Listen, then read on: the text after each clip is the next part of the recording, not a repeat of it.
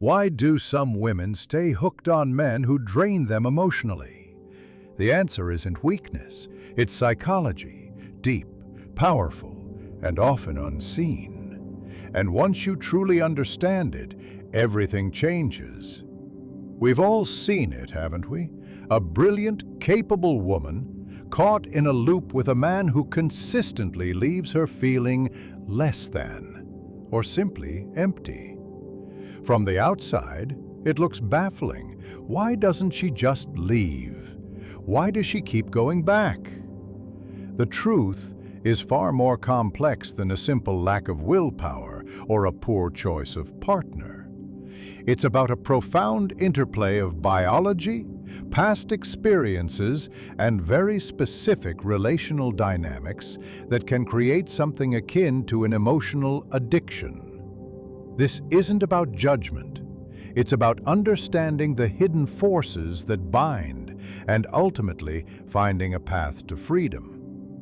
So let's dive deep into the psychology of why some women become irresistibly drawn to men, even when it hurts, exploring the unseen mechanisms that create this powerful emotional dependency.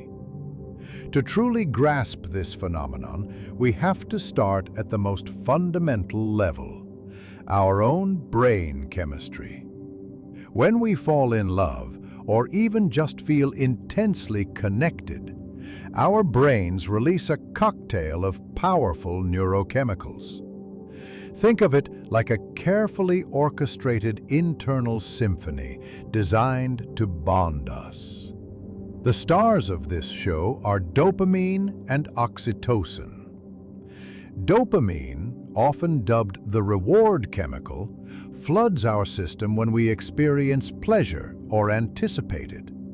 It's the same neurotransmitter involved in drug addiction, gambling, and other compulsive behaviors. When a man gives attention, affection, or even just a glimmer of hope, dopamine spikes, creating a powerful sense of reward and a craving for more. It tells your brain, this feels good, seek it out again. Then there's oxytocin, the bonding hormone. Released through physical touch, intimacy, and even eye contact, oxytocin fosters feelings of trust, attachment, and deep connection. It's what helps mothers bond with their babies. But it's not just about brain chemistry. Our early experiences lay the foundation for how we form attachments throughout our lives. This brings us to the profound insights of attachment theory, pioneered by John Bowlby and Mary Ainsworth. They showed us that the way our primary caregivers responded to our needs as children shapes our attachment style in adulthood. If a child consistently experienced secure, responsive care, they're more likely to develop a secure attachment style, feeling confident in themselves and their relationships. However, if care was inconsistent, unpredictable, or neglectful, a child might develop an insecure attachment style, such as anxious or avoidant. For women who find themselves emotionally addicted to men, often an anxious attachment style plays a significant role. This style typically stems from childhood experiences where a parent was sometimes available and sometimes not, creating a deep-seated fear of abandonment and a constant need for reassurance. As adults, this translates into a profound craving for intimacy and closeness, coupled with an underlying anxiety that the partner will leave. This often leads to a pattern of hypervigilance, overthinking, and a tendency to prioritize the relationship at all costs, sometimes even at the expense of their own well-being. They might constantly seek validation, interpret ambiguous signals negatively, and become excessively dependent on their partner for a sense of security. Beyond the scientific wires and childhood patterns, unresolved childhood wounds and past traumas can amplify this predisposition to emotional addiction. If a woman experienced abandonment, neglect, emotional abuse, or even just a profound sense of not being enough in her formative years, she might unconsciously seek to resolve these old wounds through her adult relationships. A man who is inconsistent, emotionally unavailable, or even subtly demeaning can paradoxically feel familiar.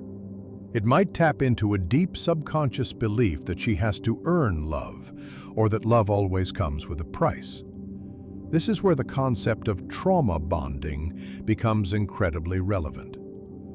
Trauma bonding is a powerful, often subconscious connection that forms in cycles of abuse, where intense, intermittent reinforcement creates an almost unbreakable loyalty.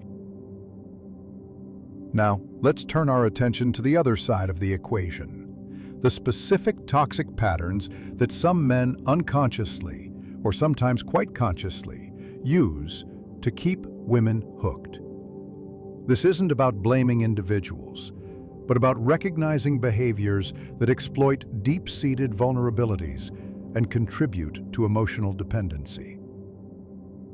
One of the most insidious and effective is intermittent reinforcement. Remember our discussion about dopamine? Intermittent reinforcement is like a carefully timed dopamine drip. It's the hot and cold dynamic, the inconsistency that keeps a woman on edge, constantly striving for the next moment of affection or validation. He might be intensely loving and attentive one day, then completely withdraw emotionally or physically the next, only to return with charm and apologies later. This unpredictable cycle creates an intense craving for the good moments, making a woman work harder for them, and often rationalizing the bad ones as mere blips. It's the exact same psychological principle that makes slot machines so addictive.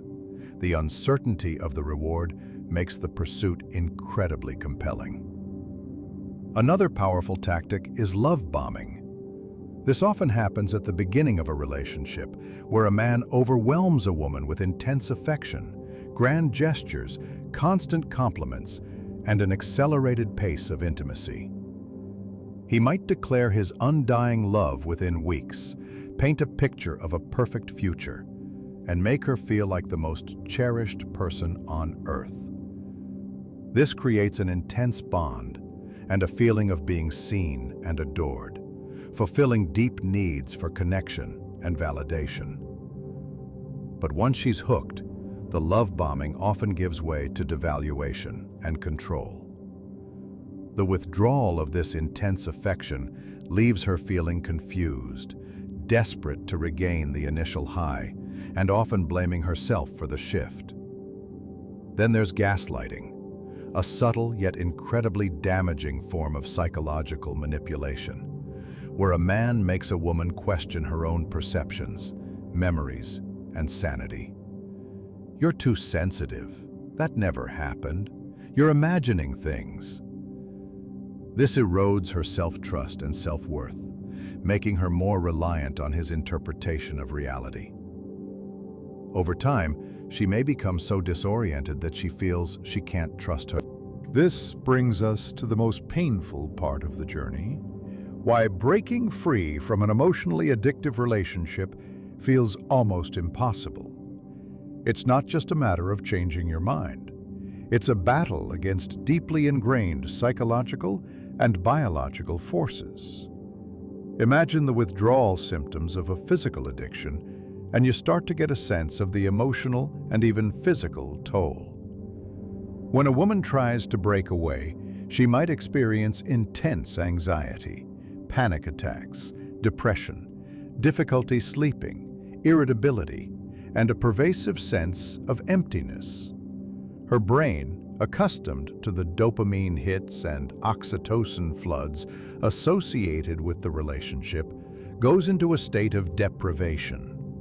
The craving for connection, even a painful one, can be overwhelming, leading to a relentless cycle of hoovering, where the ex-partner pulls her back in, often with renewed promises of change, only to revert to old patterns.